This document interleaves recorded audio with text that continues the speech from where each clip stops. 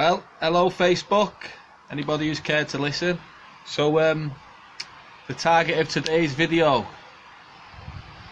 the infamous Tommy Robinson, now apparently organising a march for the 11th to take place, and this march should be against Islamic hate. Understandably, this man's got a huge following at the minute. Understandably, he's touching on issues that's close to many of our hearts, because we're all affected by these latest events.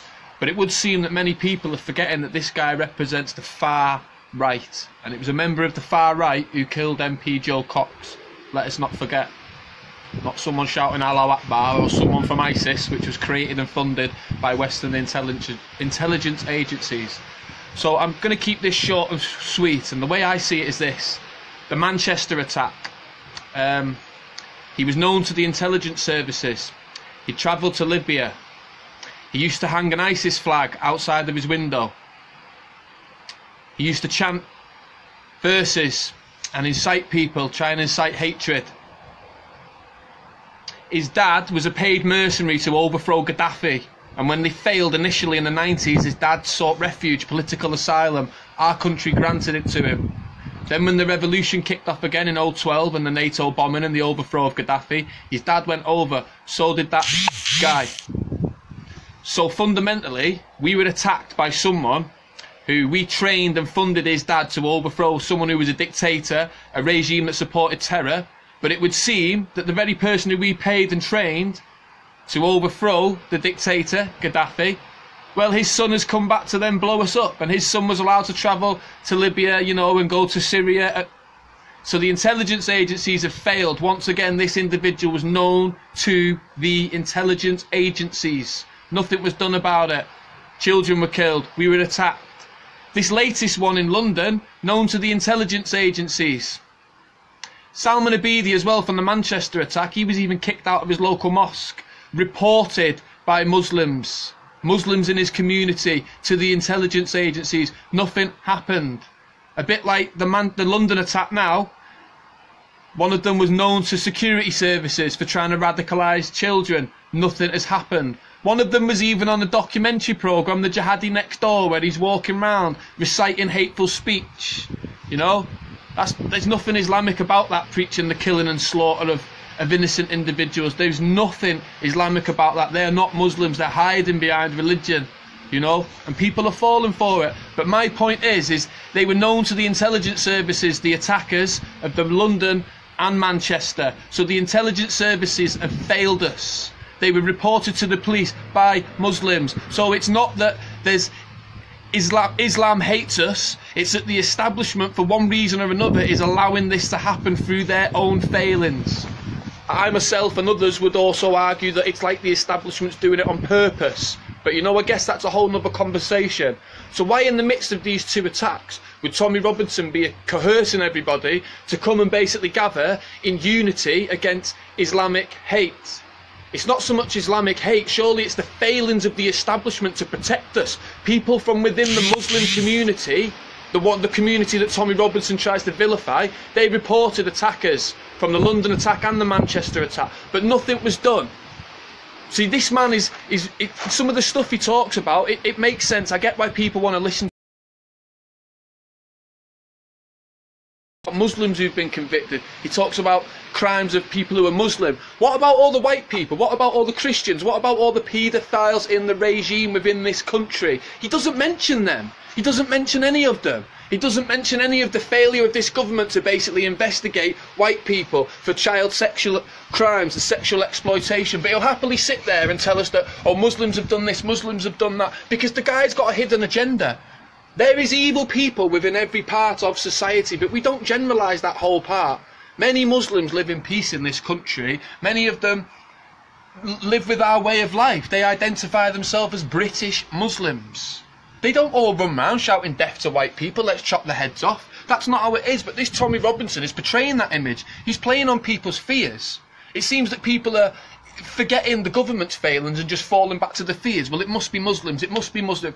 There's Muslims reporting these extremists, these people, before they're committing acts of mass murder, and nothing's being done. The establishment is failing. The same establishment that starts wars in countries for no reason and overthrows dictators like Gaddafi, like Saddam Hussein. But then we're all left with the aftermath, with the instability, with all these angry people who are in their country, who've had their country blown up, with all these people who've now got access to weapons. There's no security in the country, there's no stability, so they can do what they want. We've got an intelligence agency in this country that's letting people travel back to Libya and Syria without question. We've got an intelligence agency that are getting told to investigate people, and they're not, and these people are basically killing children in our country. So how can it be that people now want to go on a march against Muslims, against Islamic hate? It's not Islamic hate, it's the establishment. That's what it is, and that's at the very minimum. That's if you put aside, you know, the Illuminati, Freemasons, Zionism. You know, let's just put this in basic terms. The establishment is failing us. The establishment is the problem. It's not Muslims. Many Muslims live amongst us in peace, in harmony, but our fears are being played upon. We're being deceived once again. You know, it's easy why this guy does get the attention that he gets, but why is he not mentioning the white sex offenders, the white nonces, the people who run this establishment, the people who run this government, child exploitation? They specialise in that, who cover up paedophilia, who support the likes of Jimmy Savile. Why is he not mentioning that? Because this guy's got an agenda. This guy wants to divide us, and this time now we should be coming together against the government. We should be all standing hand in hand, white people, Christians, Jews, religious, non-religious, rich, poor. We should all be coming together and saying we deserve better. We deserve a better way of life. We deserve better security. More needs to be done. And before you take our liberties and our freedoms, why are these individuals allowed to preach hate on the internet? Why aren't these sites closed down? And why are we told these perpetual lies about they can't manage it? You can't even drop a piece of litter in town without getting identified and getting fined. Anyone who has a fight, you get caught through CCTV. Every time these terrorist attacks are happening, there's no CCTV, and people are forgetting that, because they seem too happy to go, well, it must be the Muzzies, bloody Muslims. Plenty of Muslims live here and don't do anything. Plenty of Muslims are treating victims of these bomb blasts. You know, plenty of Muslims are against ISIS. Plenty of Muslims have been killed by ISIS, but yet people still want to believe it's Muslims.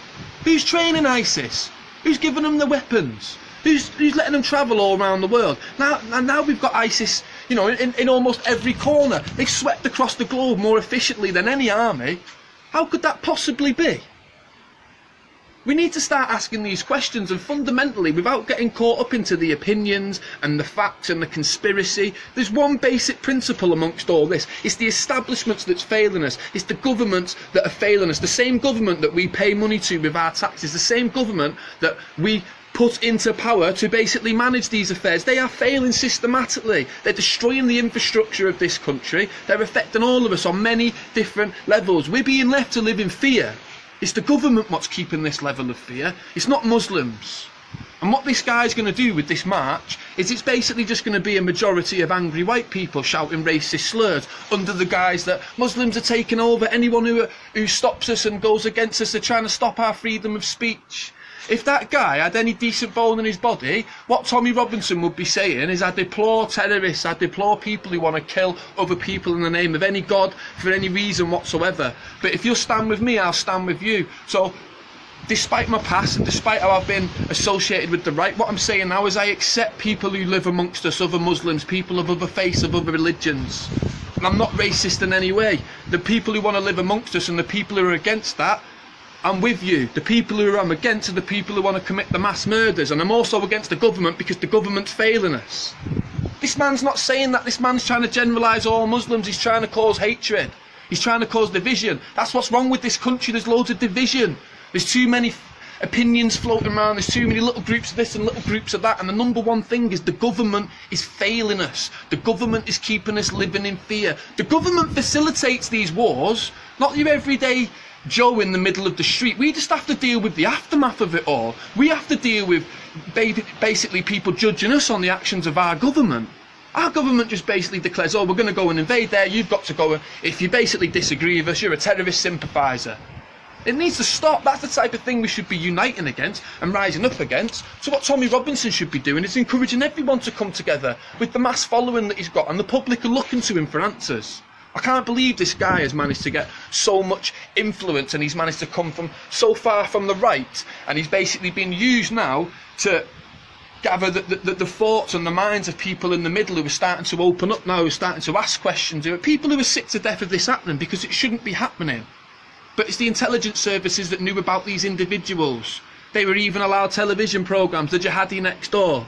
No CCTV whenever these attacks happen whatsoever. The Manchester attack, we've still not seen it. You get a chemical attack in Syria, which is being bombed to rubble, absolutely nothing, no infrastructure whatsoever, but yet, oh, there's a chemical attack and people are there with camera phones, the Wi-Fi, the internet's all working, we can catch the whole thing, but yet we get terror attacks in London with no clear CCTV of that event happening, which it should do.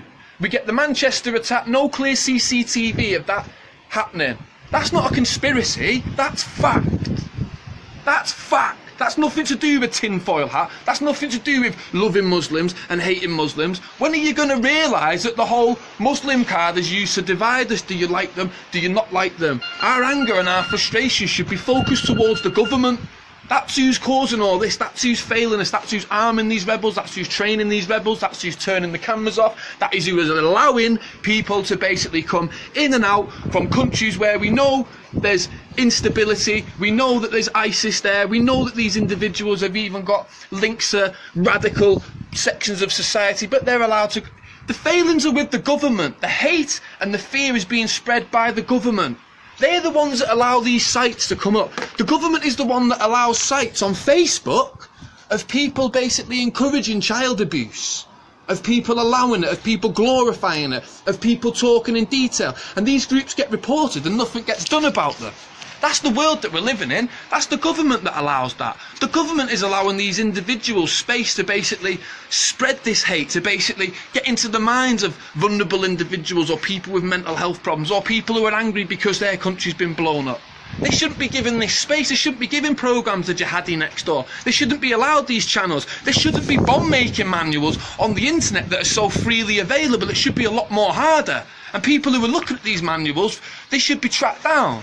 They seem to be able to track all of us down to give us a fine, or to get council tax, or to basically anything that generates money off us. They have no problem finding us. They have no problem locating us. But yet we can't do anything about all these people who want to kill us, who've got YouTube channels, who are basically glorifying it. There's nothing that can be done about it whatsoever.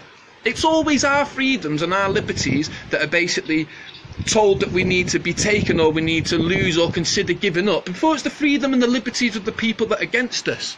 Because obviously I'm pro-Muslim, I'm pro-life, but I'm totally against this ISIS, even though I know the government's created ISIS and they're funded and armed. I'm totally against them. I'm totally against this loss of life. I'm totally against people in my country being divided.